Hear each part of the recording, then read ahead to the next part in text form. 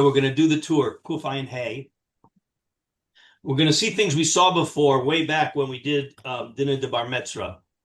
But we're going to focus now on the parameters of Asisa HaYashar V'Hatov.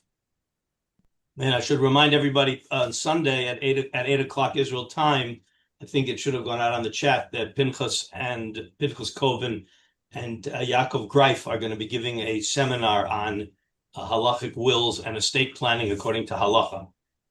Highly recommended. We had it a few years ago in the yeshiva, and it was very successful. And if you haven't signed up, highly recommended. We're in Kuf Ayin Hey. As we showed last time, Kuf Ayin Hey splits in the middle, and around Siman Hey, Sif Hey, it starts the Dinah de Bar Metzra. There's a whole introduction of Dinah de Bar Metzra, and we're going to pick it up there. Echad Meha'achim. And the Sif is Sif Hey. We're going to be jumping around, so we're going to be skipping a lot because we're not going to do all the Dinah of Bar Metzra because we did the whole sugya.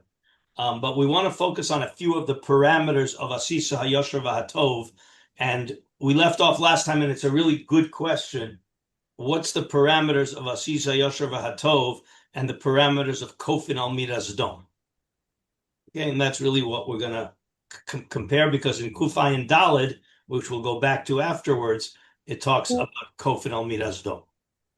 All right, so let's go. Echad Me'achim, Omin HaShutfin. All right, so we have brothers or partners that have a big piece of property. Shemachar chelko le'echad le'acher. So you have Reuven, Shimon, and Levi. They're partners in a property.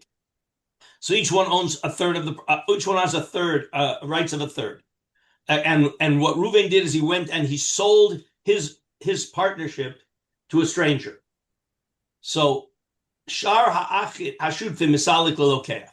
They basically are the most intense bar mitzvah rights. They can give money to the lokeach and send him packet.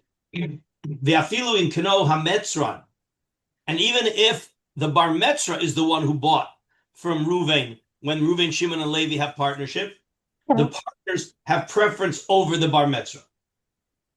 Because of Doni Arizozal Shatshut of Misalik the Holzman Shalo Chilku, Yeshlo Chelek Beguf Hasada Va'adif Tfemi Metzra. In other words, as long as they are still three partners in a parcel of land, so if you sell your part to somebody else, the other two partners can get them away. All right, as long as they haven't yet divided up the land. They're like mega metzran. Exactly, mega metzran. Exactly, that's a good phrase, terminology. V'lomi boy sheshutaf misalik lilokeach el afilu hametzran misalko. Now we're going to a regular bar metzra. Kigon Reuven shemachar sada l'shimo. The Levi yeshlo sada etzel hasada hanimkar. So Levi is a bar metzra to the sold property. Levi nosen hadamim lilokeach. Umisalko. Okay. All of the priorities that we normally have when we tell somebody who's going to sell a piece of property, you should always try to sell it to a Talmid Chacham or your neighbor or a relative. But selling it to the bar metzra, selling it even to a Talmid Chacham or a shochin or a relative, the bar metzra is allowed to give him money and remove him. Okay, hametzran kodem u'misalik es alokeach. Okay, and then we have the idea that alokeach hashu kishlucho l'chol davar afal pi shelo hodio tchila shukona also, meaning the buyer is an unappointed, unknown shliach, and therefore because of that, if the price goes up, if the price goes down, all Reuven, the bar mitzvah has to do is give the buyer whatever he paid. If it went down, he's got to pay whatever the buyer paid, and if it goes up, he only has to pay what the buyer paid.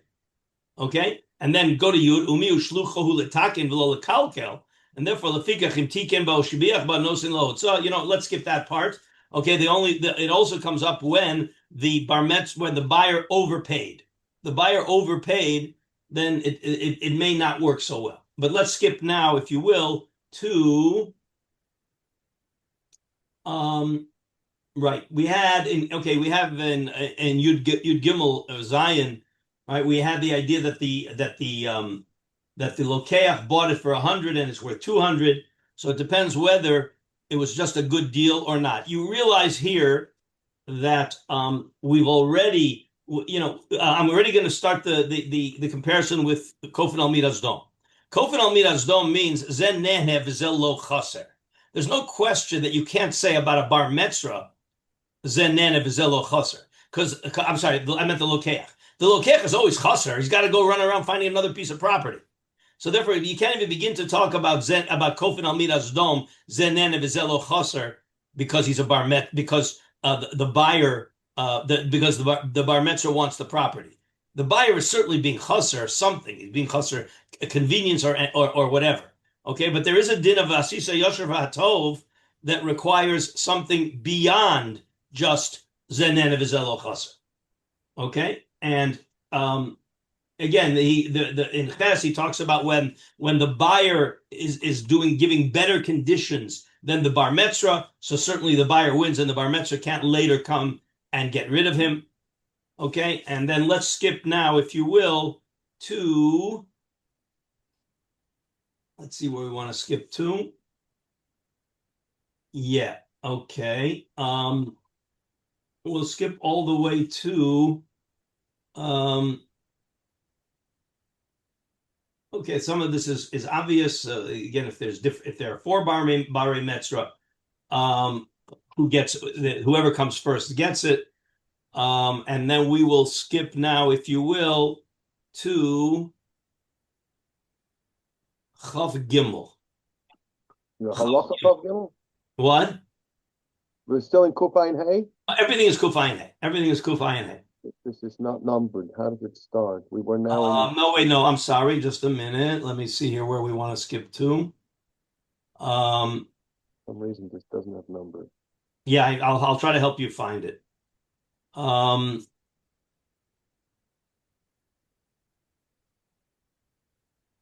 Okay, let's go to, if you will, Chaf Vav. No, how many seifim are in this simon? Yeah, there's different ways to number them. Right. And we're going to. Where is it in respect to the end of the simon? Oh no, it's the simon goes way on. Oh, okay. So skipping a little bit. We're not skipping a lot. Okay. Yeah, okay. It's either numbered Chaf Tet or Tet Vav. There are 2 ways to number it. Right. It just Chaf Vav or a Tet Vav or Chaf Tet. This thing. Ametzon Shabal Salik et Halokeach. Oh, I see. There's numbers here. I see. Okay, you should be able to find it.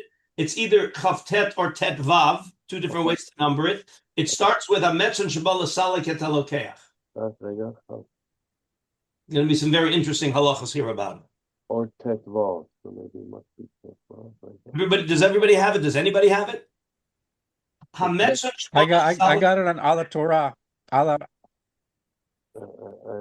don't. I have it on Ala Torah. I can post the link on the chat. Okay, Hametzon Shabbat Salik et Halokeach.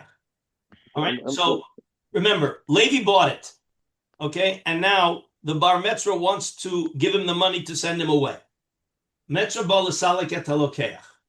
But Kodem Shesilko, before Ruvain. I posted the link on the chat for everyone. I found it on Chav. Good. So the scenario is like this: before Ruvain got to Levi to be Masalikim, what did Levi do? Machar Sada Sheyesh Lo Ala Metzar. I'm sorry, I got it backwards. I'm sorry. The Metzran, Ruvain is the Metzran. Levi bought it. Okay. Levi's an outsider. Levi is the outside purchaser. Right. Okay, and Ruvain is the buyer from Shimon. Mm-hmm. So Hametzon Shabala Salek et Halokeach. Right. The Kodem Shesilko Machar et Hasode Sheyesh Lo Al Hametzar. So Ruvain, we'll start with this. Ruvain was a Baal Metzra. He's undoing himself. And he could have gotten rid of Levi by giving him the money. And instead, Ruvain sold his adjoining property. He sold it to Yehuda. Can Yehuda now go to Levi and get rid of it? Everybody hear the question? There's Yehuda, but how? Again, Shimon sold to Levi. Right. Ruvain is the bar metzra of that piece of property. So he has the right to give Levi money and tell Levi go, and I get the property. But instead of doing that, he sold it to Yehuda.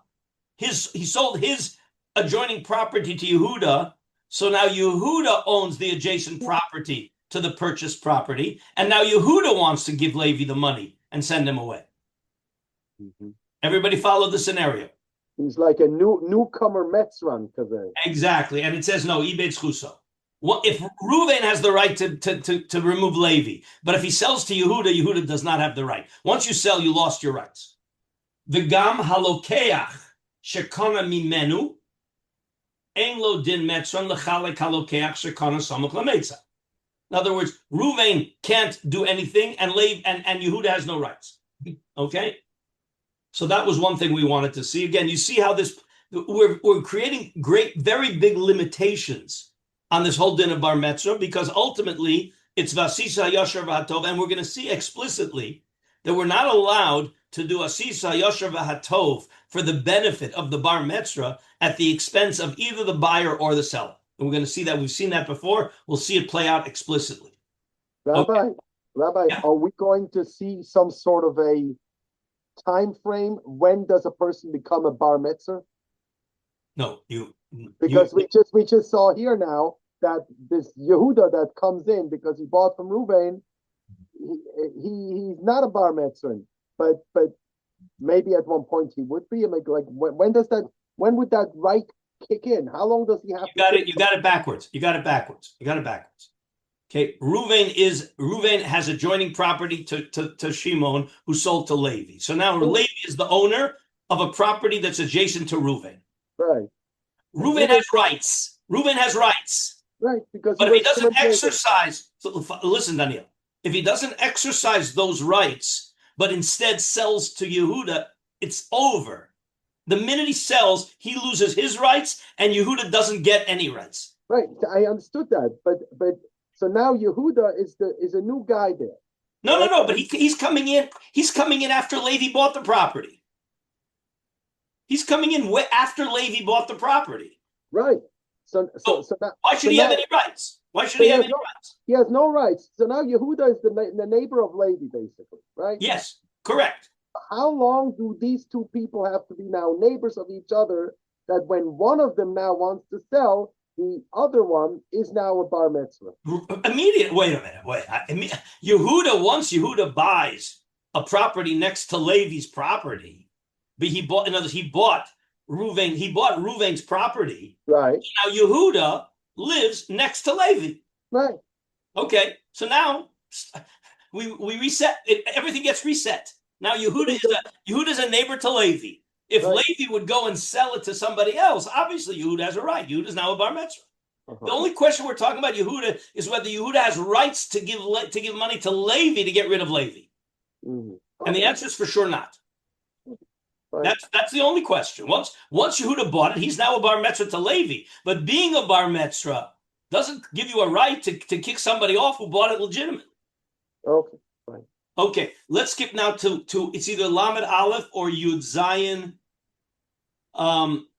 It's Yud Zayin Yud Tet. It's a few halachas later, not too much. A little bit later, it's Yud Zayin. It's either Lamed Aleph or Yud Zayin Yud Tet. That's how it's numbered, and it starts with Meit Halokeach. Okay. Yes, I have it. Very interesting case now. Okay, so here's the story. So again, Shimon has a property, and he sells it to Levi. Reuven is the Metzron. Reuven's the Metzron. Shimon sold to Levi, and Levi dies. So what happens when Levi dies? So Levi's kids get it. Right. Okay? So Meit Halokeach Kodem Shesilko HaMetzra. Levi died before Reuven had a chance to go in and give Levi money to get him off. So now who's sitting in the property? Levi's Yorshim. Can Reuven give Levi's Yorshim money to send them packing? No. Okay? Kosav Agaon She'ein HaMetzran Yochol L'Salek Liyorish. V'hosif harama lomar hu adinim notno la'acher kodem shesilko. What about if Levi didn't die and yarshin it, but Levi gave it away to a friend. Okay, not no le'acher kodem shesilko. She'ein ha-metron yochel l'salik l'mikabel. Hecha deleka l'mechesh l'rama usa. As long as the Beit Din doesn't smell a rat. Oh, you know why Levi gave it to Yehuda? He gave it to Yehuda so that Reuven can't get rid of him, but later they're going to make some kind of a knuni. But assuming that Levi gave it legitimately to Yehuda, Reuven cannot give Yehuda the money and send him packing. Aval vadai izavne leacher. What happens if Levi sold it to Yehuda? So if he yarshined it to his Yorshim, Reuven can't get rid of the Yorshim. If he gave it as a present to Yehuda, Reuven can't get rid of him. What happens if he sold it to Yehuda? So then, izavne leacherim lo mi boy hecha dezavne lokeach rishon leachrini. If Levi sold it to Yehuda, that's the lokeach rishon.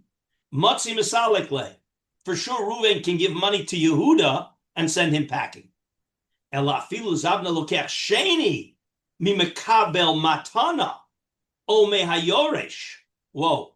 So look what's happening here.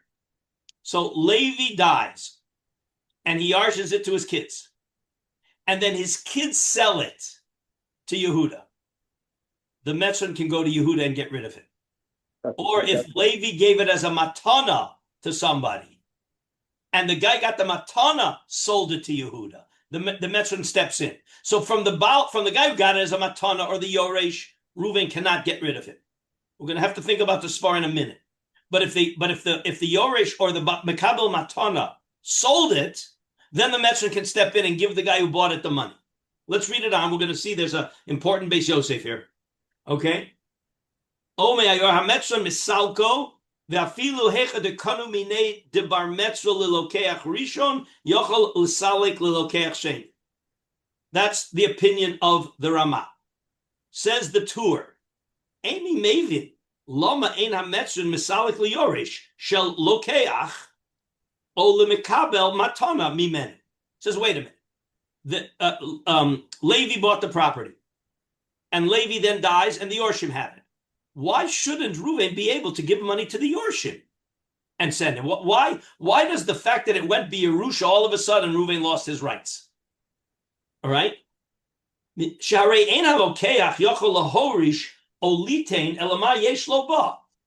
So Levi owns a property that is subject to Bar Metzra. Right. Everybody with me? Yeah. Levi owns a property subject to Bar Metzra. He dies, and now his son inherited a property that's subject to Bar Metzra. How did the Yoresh lose the right? How did the Yoresh get more rights than the father himself had? Like the Yoresh and the Mekabel Matana, they get like a strength that your other one Levi didn't have. How can the Yoresh or the Mekabel Matana get an insulation for Bar Metzra that the guy who gave it to them didn't have?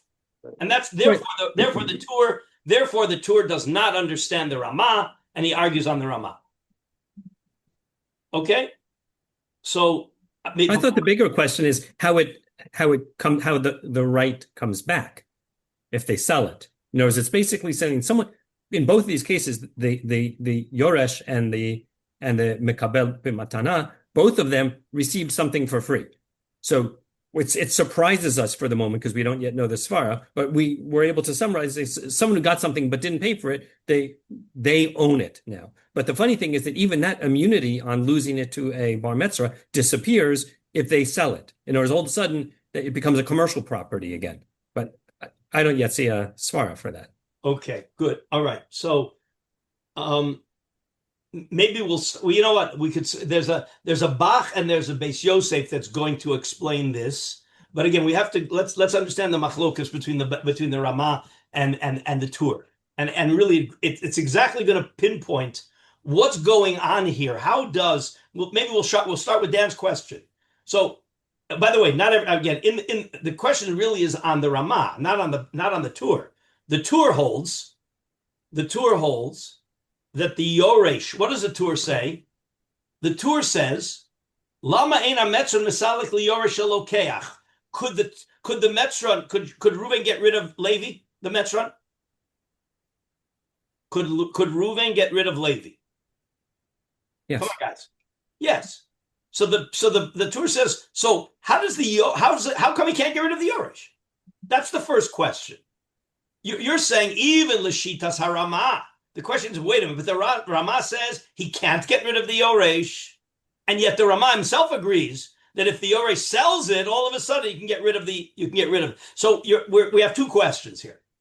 Why would you not be able to get rid of the Yoresh? And how in the world, if you can't get rid of the Yoresh, can the buyer be removed? I guess the answer might be that in each of the first two cases, there wasn't a commercial. No, it doesn't work. Sorry, please. It doesn't work. Okay, so let's remind ourselves of the whole source of this bar mitzvah. It's Asisa Yashar V'Hatov. What did you, Mr. Buyer, start with? Before you bought the property, what did you have? Money. Money. You had money. What did you do with your money? I invested in Land. land. You bought a property. So you had money and you want a property. So the Reuven says to the buyer, here's your money back. Go buy another property. You started with money to buy a property, and I'm reinstating your status of money to buy a property. You can't say that to a Yoresh. The Yoresh doesn't want money. The Yoresh never started with money to buy a property. The Yoresh started the Yoresh got a property. He doesn't want money. He wants the property. You understand the svara? Mm-hmm. I'm explaining the Torah. The Torah is saying very simple. Okay? The guy who got a matana, you can't give him money and tell him go buy another property. He didn't buy a property. He got a matana. So you can't talk about putting him back to the original state that he was in. A buyer had money, and now you have money. So you're no worse off than you were. But the makabel matana, before you got rid of him, he had a matana of a field, and now you're giving him money. He doesn't want money. He wants the property. Are you following that? Well, I don't know. I see a difference between the Yorshim and the Makabel Matana. You shouldn't. Because the Matana, I didn't ask for the Matana, and I got a Matana now of a piece of land. But maybe cash is just as welcome for me. Whereas the Yorshim, you can't wait. You can't say that. They're stepping in the shoes of their father. You're forgetting. The land. You're forgetting one thing. The whole thing is built on Asisa Hayashar V'Hatov. We go to the person who has the property, and we say, we're asking you to do Yashar V'Tov. But it's not Yashar V'Tov for the receiver of the property to end up with money. He doesn't know anything about money. He got a piece of property. He inherited a house. Don't give me money. You can't demand from me Yashar V'Tov to take money instead of the house that I got. That's all. Yeah, I see that 100% with the Yorshim. But you'll see it 90% with the Makabel Matana. Okay. But the Makabel Matana, he has a piece of land, he has a house, he's getting something extra, something new, something unexpected. What's the unexpected? The Matana of the piece of land he got. So freeze frame. So what does he got right now? What's his situation right now? He has an extra piece of land. Which he never had, he never paid for. Right. The opposite. He has no connection to money. He has a guy who bought it with money. I can give him back the money he spent and say, take your money and go somewhere else. But you can't say that to a guy who never had money. Mm-hmm. And therefore, now I'm going to answer Dan's question. So therefore, the Yoresh who may not be vulnerable to Asisa Yashar V'Hatov to take the money from Reuven, but the Yoresh sold it now to somebody, correct? So the guy he sold it to, what did the guy he sold it to have?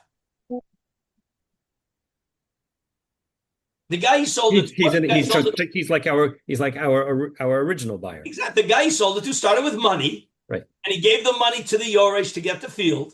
So Reuven comes and says, "What happened? You had money and you use the field. Here's your money back. Go buy a different field." That's the svara of the Ramah. again, I think it's to your question. I agree with, I think, what Daniel said. It seems funny to say that and forgive me if I'm putting words in your mouth. It seems funny to say that those who received the gift, the person who received a gift is somehow any worse off because now it turns out that, we're giving him the value of the field instead of the gift. No, but that also, you have to understand that this has halachic ramifications in other places also, as we'll see in the Bach. If we do the Bach inside, you'll understand that that when the court you welched on a debt. You welched on a debt, okay? So you owed somebody $100,000. You owed somebody $1,000. You didn't have the money. You didn't have the money. So they took away a piece of property for you. Okay? A month later, you got money. Can you go to the guy and give him the money and get back your property? I assume yes. The answer is yes, because wait a minute, Mr. Guy, you wanted money. You didn't want property. You wanted money. Here's your money. Right. Okay? But if the guy had, let's say, I bought a property from you, okay? And because of that, they took away the property. Now, there's a difference. What was your agenda? Was your agenda money or was your agenda property? So the buyer, his agenda was property for money. Right. So therefore, I'm giving you money to go and replicate what you wanted to do. But you can't say that to the Makabel Matana. You can't say that to the Makabel Matana. Elo, I'll tell you what you're asking is, wait a minute. So how did this hocus pocus happen that the Yoresh sold to the buyer more rights than he had? No, I'm happy with that. That was a great explanation. Well, but you see, but the tour ain't so happy with that. Mm-hmm. The tour is going to say, wait, how did? Okay, we'll see the tour. We'll go back to the tour in a minute. But I think I explained to you now the logic of the Ramah is let's see the Ramah again. Now we'll see the Ramah again. Hosif HaRamah Lomar. Hu hadinim natnu la'acher kodem shesilko she'ena metzon yochel l'salik lemekabel hecha deleka lemechash l'ramausa. Okay, in other words, the Ramah says you can't get rid of the Yoresh. It's not a sisa yasher v'atov to the Yoresh to tell the Yoresh, here, take money and give away the property. We're going to see in the Beis Yosef something even sharper. But right now, let's read it on the surface. Aval vadai izavna le'acherim. But if the Yoresh then sold it to somebody else, lo mi boy hechad izavna lokeach rishon le'achrini demotzi mesalik le. Meaning, it's obvious. Everybody would agree that Levi bought the property from Shimon. Okay? And before Reuven was able to get him off the property, Levi sold it to Yehuda. Can Reuven now come to Yehuda, give him money, and get him off? Are you guys following the story? Again, Shimon has property. Reuven's the bar metzra. Shimon sold it to Levi. Right. Now, does Reuven have a right to give Levi money and send him packing? Yeah. But Levi, before Reuven did that, Levi sold it to Yehuda. Now Reuven wants to go to Yehuda and give Yehuda money and send him packing. Right. So the same asisa yasher v'atov we demand from Levi, we should demand from Yehuda. Because at the end of the day, Mr. Yehuda, what did you start with? You started with money. You wanted land. Here's money. Go buy land. So the fact that Levi sold it to Yehuda, for sure, Reuven doesn't lose his bar mitzvah rights. Can we agree on that? Right. So says the Ramah. So lo mi boy. I lost my place. Lo mi boy hechad ezavna lokeach rishon leachrine. The Levi sold it to Yehuda. Sold it. Levi bought it and sold it to Yehuda. So then lo mi boy hechad ezavna lokeach rishon leachrine. The matzeh misalik le. Reuven can certainly get Yehuda off, just like he was able to get Levi off. Ela afilu dezavna lokeach sheni mimekabel matana ome hayoresh. Now he's extending that and saying, just like Reuven could get Yehuda the Lokeach Sheni off, he should be able to get Yehuda off if Yehuda bought it from a Yoresh.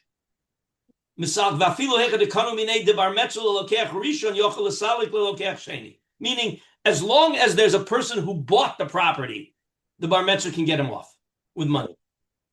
Okay, that is the Ramah. Good? Right. Says the Tur, Eini Mevin. Loma ena metzron misalik liyoresh l'shalokeach. Daniel, here's the Torah likes your argument. Okay? Misalik l'shalokeach o l'mekabel matan mimenu. Sharei ena lokeach yochel lahorish oliton elamashi yesh lo ba. how could the Yoresh, he's coming from a different angle, how could the Yoresh have more rights in that property than the father who gave it to Yerusha? And the Morish, right? The Morish. When Levi bought the property, is he vulnerable to Asisa Yasher Batov? Is he vulnerable to Bar Mitzvah? Yes. Can Reuben come and give Levi the money? So Levi now has a piece of property that is vulnerable to Bar Mitzvah. And then he dies and he's Morish it to his son. How did the son get more rights in the property than Levi ever had to begin with? That's the Torah's problem. Okay, the Beis Yosef is going to answer that. But I first want you to feel the problem. Are we good? Yeah. So the battle lines are drawn between the Torah and the Ramah. Okay? So I'll do the Beis Yosef first, even though the Bach, we should also do the Bach. But let's see the Beis Yosef first. So do you see where the Beis Yosef is in Lamed Beis? It says, Eini Nevi. He quotes the Ramah, and he says like this. He quotes the Ramah, and then he quotes the Torah. What did the Torah say? Eini Nevi lama eina metzon misalik liyorish. Right, that was the Torah's problem. Okay, yes, you guys with me? Okay, just 1 second. Yeah. Okay. So, says the Beis Yosef. Nira, remember. So the Torah is saying, I don't understand the Ramah. So you know what the Beis Yosef is going to do? He's going to explain the Ramah. Okay. Look at beautiful, really a nice explanation.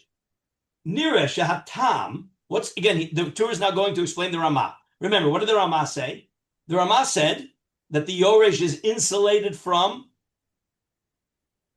What did the Ramah say? Guys, come on. Ein ha-metzon yochel l'salik the Yoresh, correct? And the Torah didn't understand why not. And the answer, says the Ramah, is like this. Says the Beis Yosef like this. Mishum dekivan de dina de bar metzra eino ela mishum v'asisa hayashar v'hatov. That's where it comes from. There's not an inherent din. And so we're demanding from the buyer. We're demanding from the buyer to do asisa yashar v'hatov. So ikala meimer denicha leila inish sheyorshav yizkaruhu al nachaloso shiniach lahem. The buyer. So to the buyer, I can come and I can say, you, Mr. Buyer, money. You had money. Here's money. But the minute the buyer dies and it goes to his Yoresh, now the buyer doesn't want his son to have money. The buyer wants his son to have the property so that he'll always remember the father who is Yoresh, the property. Every time he goes out to work the field, he's going to remember, oh, my unbelievable, Baruch Hashem, my father left it to me. He didn't sell it. He left me a big estate. You know, when kids inherit a big estate, they appreciate the parents every once in a while. They remember, wow, my parents actually saved up money. They left me an estate. Okay? So therefore, the buyer, he's ready to take money while he's alive because he had money. He'll go find another property. But once he dies, he doesn't want his Yoresh to get money. He wants his Yoresh to have the property. Maybe the father left him lots of property. The more property he left him, the more they're going to appreciate him. Okay, so wait, freeze frame. So now you said Daniel, he has a different svara than yours. Yes, I understand. I understand the Yoresh. I'm trying to somehow figure out what's the Mekabel Matana here. Well, just keep reading. I'm sorry. Before we go into Mekabel Matana, that didn't seem like a very halachic basis for a din in property law. Okay. Right, so, that's all well and good that people want that, but that's the fact that the Yoresh wanted that. No, not the Yoresh, the Morish. The Morish, sorry. Morish. The fact that the Morish wanted that doesn't mean that that's something that should hurt the Baal Metzra, right? Who's going to answer that? Who's going to answer that question? Well, who's going to answer that question? Asisa Yasher V'Atov is basically a muster type of. Yeah, Yehuda, what did you want to say, Yehuda? Yeah, basically, the whole idea of Asisa Yasher V'Atov is not a halachic basis. We legislate that you have to behave Asisa Yasher V'Atov. But as I pointed out, but any time there's a very objective reason, or even subjective, but there's some concrete reason for you to hold on to the property rather than the money, then that already insulates you from the demand of Asisa Yashar V'Tov, because it's not so Yashar V'Tov for you to be forced to give it away. So as long as it's a question of money for property, we could say, you remember, even that's a stretch. Okay, right? And that's why it's not a kofin al midas dom, because at the end of the day, is it inconvenient for the buyer after he bought the property? And you guys were bothered by this from the beginning. After the buyer bought the property, is it convenient for him to take money and go find another property? Sure. Inconvenient. Inconvenient. Right. So we say, you know what? Asisha Basha, you're allowed to inconvenience yourself a little bit for the benefit of the bar mitzvah. That's Asisa Yashar V'Tov. But once there becomes something concrete, right? You're going to deprive my Yorshim of having a property that I gave them and just give them money. They're going to spend the money, and who knows what's going to be after that. That's what the Beis Yosef is saying. Okay. Now let's get to the Makabel Matan. So everybody understands the Yoresh. Now let's see how we can extrapolate that to the Makabel Matan. It says the Beis Yosef. V'chein nichale shemakabel matanoso yizkareu al matanoso. You know, when Daniel, did you ever get, I still have certain wedding presents. We're married for 50. How many? We're married now for 54 years. We have a couple of wedding presents that every time we use it, we remember the person who gave it to us. Yeah, it's true. Same thing with me. Yeah. Okay. So that's what we're saying here, is that the guy who gave the present doesn't want the guy who got the present to be able to just get money and walk away. V'chol ki hai gavna. Here's the key that Yehuda and Daniel both said. V'chol ki hai gavna leka yashar v'tov. That's not yashar v'tov to make the makabel matana or the yoresh give it away. The kivin shemeis yefshar lo liknot nachala b'makom acher lohorisham. The yorshim ulai yochlu hamos. As I said, the father's worried the yoshim they're going to squander away the money. I want him to have the present. I specifically chose to give them a beautiful challah board than to give them 200 shekel for the wedding. Because 200 shekel for the wedding, he's going to spend it and then he'll never remember me. The challah board, every Shabbos, he's going to remember me. Yeah, except if he gets 10 challah board.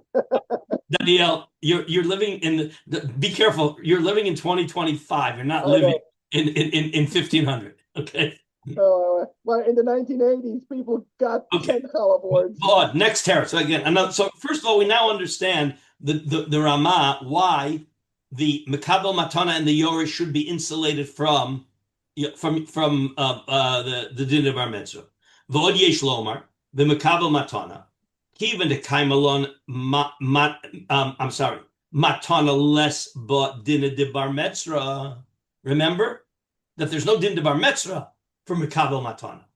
Afal pisha Mekabel Matana zeh mikoach halokeach havi v'lokeach gufei misalko hametzran mikol makom me'achar dehu gufei les be'vasisa yashar v'tov lo misalek lei de amisha karka biyodo shadyuhu rabbanon la'osa yashar v'tov. Meaning the guy who bought the property, we make him a yashar v'tov. But clearly, if the receiver of the property got it as a matana, or the buyer gave it away as a matana, you can't go to a makabel matana and say, take money and give away the property. That's not yashar v'tov. It's only yashar v'tov to go to a person who spent money on the property, to give him the money to reinstate the status quo ante. You had money to buy property. You used the money to buy property. Here's money to buy property. Okay, but a guy who starts with property, you can't tell him here's money to buy property. I don't know. I don't want money. I didn't start with money. Okay, so that's clear in the Ramah. And once you understand it that way, now it doesn't become so problematic. Why, if the Yoresh sells it, that now Reuven can come to the buyer of the property from the Yoresh and activate Vasisa Yashar V'Tov. So again, it's not that the Yoresh got more in the property than the owner had. Levi had rights in the property, but his rights were very limited. He was vulnerable to Bar Mitzvah. So we asked the question: how could he be Morish to his son, and the son has more rights in the property than Levi himself had? So it's built on whether we can activate Yosher V'Tov or not.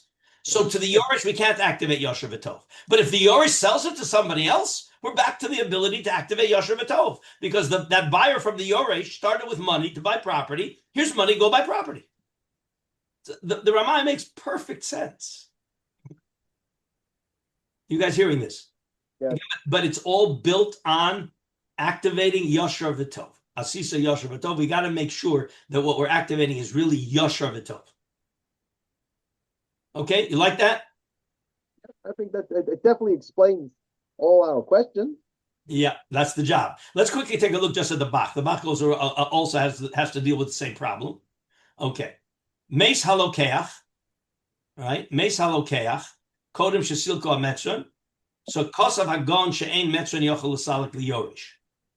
That's the basic din. And the Ramah added that even if nosno le'acher kodem shesilko ein ametron yochel l'salik l'mekabel, meaning not only a yoresh can't be removed, but even a mekabel matana can't be removed. Says the Bach. You guys, well, let's see the Bach. It's kedai to see at least part of it, not all of it. We'll see about half of the Bach. So says the Bach. Nira the data gaon, i.e., that says that you don't have a dinner de bar mitzvah on the mekabel matana. The lo avdi rabbanon takanta de v'asisa yosher v'atov ella ami shahakarka biyodo. The amrinan lay, we say to the guy who has the property, yuchol limtso karkos b'mokam acher. You can buy land somewhere else. You don't have to buy dafka next door to Reuven. V'lo yatriach al ben hametzar liot nechasav mechulakim. And we don't want the Bala. Remember, the Bala Mitzvah is now standing with $100,000. He wants the property next to him. If he doesn't get the property next to him, he's going to have to go buy a property somewhere else. So somebody has to buy a property somewhere else. So for Reuven to have to buy a property somewhere else and be disconnected from his original property, that's not so nice compared to the Levi. You take your money and buy somewhere else, because Levi doesn't need to be here dafka. Okay, so therefore it's appropriate that Reuven not be required to buy a property somewhere else and Levi buy a property somewhere else. Okay, but zelo shech b'yorish. You can't say that to a yorish.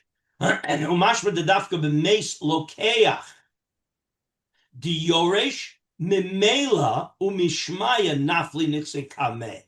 So now he's going to make a very interesting modification. Remember, Yerusha happens in a number of different ways. Okay? Yerusha means there was an estate, the father dies, and the property of the estate passes on to the Yorshim automatically. But there's an idea that somebody before he dies starts distributing his nechasim as a quasi-Yerusha. So look what he says. Aval kishahorisha lokeach b'chayav le'echad biyorshav. Meaning Levi bought the property and he's still alive, but he's reaching the end of his days and he says, you know what, I want to make sure that my son gets this property, and therefore he's morish the property to his son when he's still alive.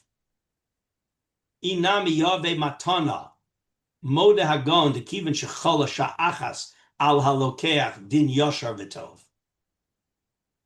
lihistalik mikarkazu v'have le kishlucho shel metzron l'chol davar shuv lo matzi lahu risha olitna b'matana.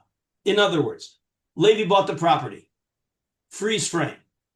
At that moment, did Levi have a responsibility to give up the property to Reuven for money? So at that moment, he can't just give it away. In other words, we're making a distinction here between Yerusha and Matan.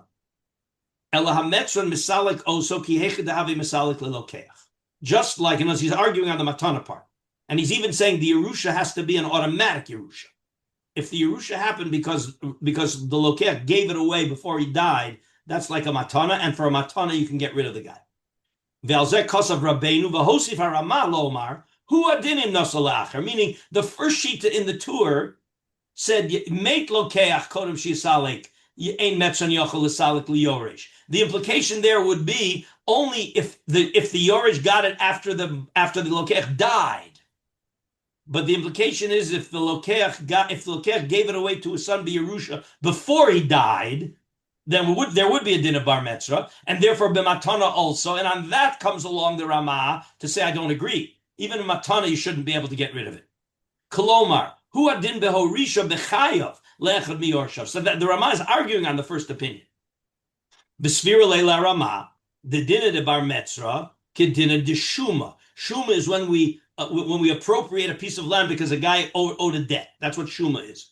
The amrina dehecha de urta v'yave b'matana lo hadra. Okay, so here's the scenario. Okay, so you owe $100,000 and you don't pay. You don't pay. So they took away your property to your balchov. As soon as you get money, you can go to your balchov, give him money, and take back your property. That's called shuma hadra. But if your balchov took that property and then sold it to somebody else, or he died and it was morish it to somebody else, so then you can't go running after that person. The hecha de urta, that he was morish, the guy who took it away from you because you owed him money, or he's yaveh matana lo hadra. Why? The lo tiknu yasher v'tov ela bebal chov gufe. By the way, the din that after you paid your balchov, after your balchov that you owed $100,000 and you took away property, you can give him the money. That's also a sisa yasher v'tov. Because we say to the balchov, wait a minute, what did you want? You wanted money. You didn't want property. You're taking advantage of the fact that the guy didn't have money and gave you property, and you want to hold on to the property. We say, no, that's not fair. You were supposed to get money. Here's money, but that's a din of asisa yasher v'tov. We only do it when we can activate asisa yasher v'tov. But the minute it transfers to somebody else, you lost the dynamic of asisa yasher v'tov.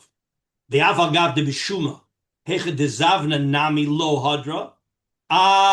Wait a minute, but we understood that if the guy, if your balchov sold it, you also don't get it back. Well, wait a minute. There, I thought that everybody wants money. So no. Hasam havi taima kiri amar beperka mafkid zavna urta v'yad matana hani adaita de aranachus v'lo adaita de zuze. Here's the knech. When you owed somebody $100,000, what does he want from you? $100,000. He wants money or land. Money. You owe him $100,000. So what is he supposed to get from you? Money. You had no money. He took land. A week later, you got money. Asisa yasher v'tov demands that he give you back the land because really what he wanted is money and he's got money. But if before that happened, your balchov sold it to a third party, what did that third party want? Money or land? Land. The third party wants land. So you can't go to the third party and say, here's money instead of the land because the third party wanted land. Your balchov wanted money, I'm giving him money. But the guy who bought it from the balchov, he doesn't want money, he wants land. And therefore you can't go to the lokeach. However, in our case of the bar metzra, we're going to say that that the bar metzra can go to the lokeach, give him money, because at the end of the day, the lokeach had money and bought land, and now you have money and go buy land. That's what he's saying here. Okay? So he says like this. Where it goes? The afal started the while. The afal gav the gabi shuma. Hecha dezavna, even if the guy who took it away, the balchov, sold it, nami lo hadra, you can't get your land back anymore. Asam havi taima kiri amar beperka mafki. The Gemara says, zavna urta v'yoyve b'matana, hani, i.e., the guy who bought it or got it b'matana, adaita de aranachos. They went in there for land. Okay, v'lo adaita de zuze. They didn't go in for money. They went in for land. Pirush, v'lo dami lebalchov, because the balchov he's there for money. De'iu lo havile alei ela zuze. Okay, so that's why even the lokeach is insulated from taking money to give back the land. However, dinah de bar metzra, lokeach nami adaita de aranachus, v'afilu hachi ramu alei dasisa yasher v'tov. Levi, when he bought it, what did he want? He wanted money or he wanted land? Land. He wanted land. So the Bach is asking, wait a minute. So if I just got through saying that when the buyer from the balchov, you can't give him money because he wants land, so why don't I say exactly the same thing for the lokeach? Levi wanted land. He doesn't want money, he wants land. So he says no. Here we have asisa yasher v'tov, hu adin lokeach sheni v'afilu biyoresh u'mekabel matana Dizavne l'sheni nami matzi masalich le. Why? De alei vaday ramya takanta de asisa yasher v'atov. In other words, when a guy buys land from your Baal Chov, okay, so again, what happened? You owed somebody $100,000. He took away your land, okay? And the guy bought it from him. You can't impose on the guy who bought it from your Baal Chov asisa yasher v'atov. You can't impose that on him. He wanted land. He wanted money. He wanted land. He doesn't want his money to start over again. But here, where there's a bar metzra who had a right, so you could impose, because he's a bar metzra, you could impose a sisa yasher v'atov even on the buyer. That's what I don't see any difference between these. They sound exact. V'ikal meimar sheyuchol limtzo karkaos b'mocham acher. Okay, and also. But that holds on both people. Also the person who bought the land from the so that creditor. That's how he's trying to explain the Ramah. Is there room to argue? Of course. All he's doing is explaining that the Ramah holds there's a difference between a Baal Chov, where his fundamental connection is money. That's his fundamental connection is money. Okay, whereas the Lokeach, his fundamental connection is land for money. Land for money. So if your connection is land for money, I will enable you to get land for money. But why aren't we comparing the Lokeach to the person who bought it from the Baal Chov, not to the Baal Chov? Wait. I agree that the Baal Chov, no, he's fundamental. He's trying to compare it to the Lokeach from the Lokeach. In other words, Levi bought it from Reuven. So is he vulnerable to Bar Metzra? What happens if Levi sold it to Yehuda? So the Ramah holds that Yehuda is also subject to Bar Metzra. Right, and he also holds that the person who buys it from the Baal Chov is not subject. It's not subject. Exactly. So I don't see a difference. It sounds like both of those two people are identical. They're just a guy who looked in Tabu, saw it was owned by a legitimate owner, and they bought it. It seems like their cases are the same. Great question. And I hear your question. We have to explain it like this. And there's got to be a pipeline.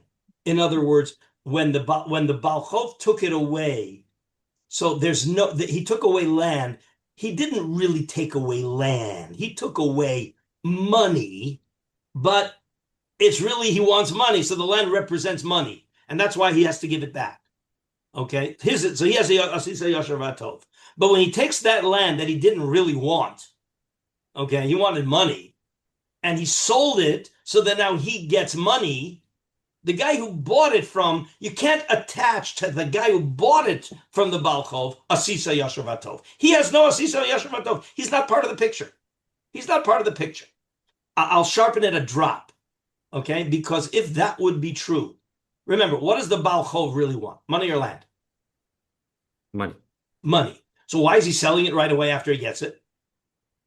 Because he wants money. Oh, he wants money.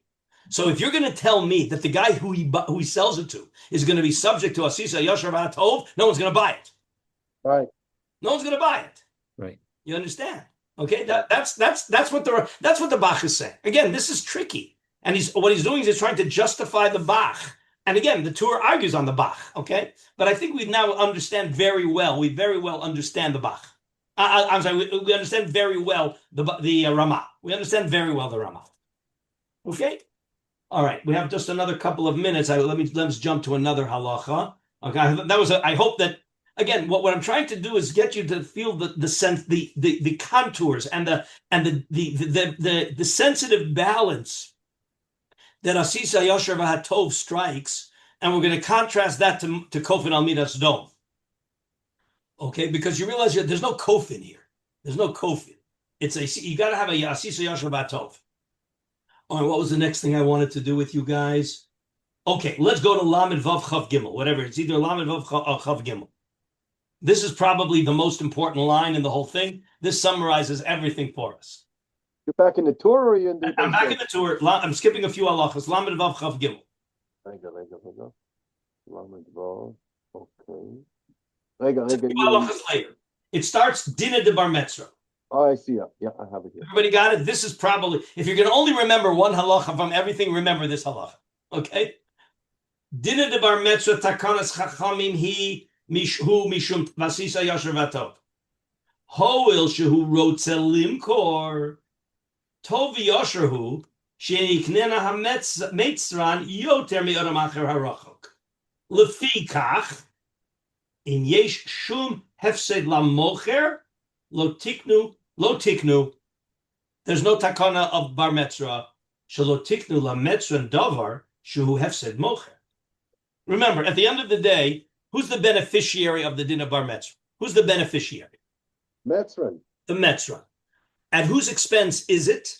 Well, we don't want it to be at anybody's expense. Right. We want to say to the mocher, you sold it, you're out. But the lokeach, we say, you had money, take money and go somewhere else.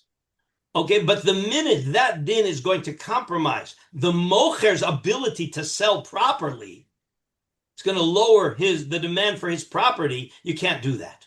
And therefore, there's many scenarios where because allowing Reuven to remove Levi will compromise Shimon's ability to sell, we insulate Levi from bar metzra. And we have that in the Gemara, and that's what's coming now. Kigon, okay? And then he gives examples, right, where the metzran comes with money, or the metzran comes with credit. The money comes with a line of credit from the bank, okay, and the buyer comes with cash. The metzran can't force the sale, right? Or right, it comes other examples, right? One came with a wad of money. One came with all kinds of examples where the buyer is demonstrating an advantage to the seller over the metzran. Then he becomes insulated from bar metzra. Okay, again, and remember we've said once we allow the buyer to buy it instead of the bar metzra can't come a week later, okay, and say there is a case. We'll see one more quick case because next time I want to do Kuf Ayin Daled. Let me see if I can find it quickly.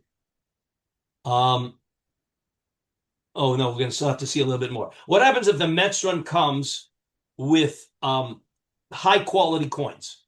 Remember, said if the metzran comes with low quality coins and the lokeach comes with high quality coins, so what do we say?